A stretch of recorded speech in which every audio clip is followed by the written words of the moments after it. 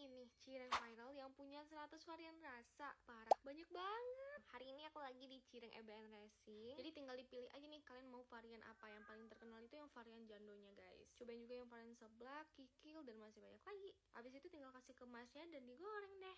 Cireng ini tuh buka dari jam 6 sore sampai sehabisnya, tapi itu pernah paling telat sampai jam 5 subuh. Oke, let's go. Ini cireng aku juga udah matang, langsung aja kita cobain yuk.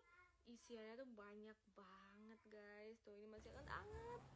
Segelas tuh sebenarnya mirip pastel, cuma dia ada acinya jadi kenyal-kenyal gitu.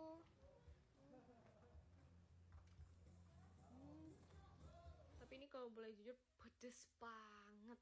Kebetulan aku makan di tempat jadi dikasih kuah kacang ini. Kalau kalian suka varian apa nih? Komen ya.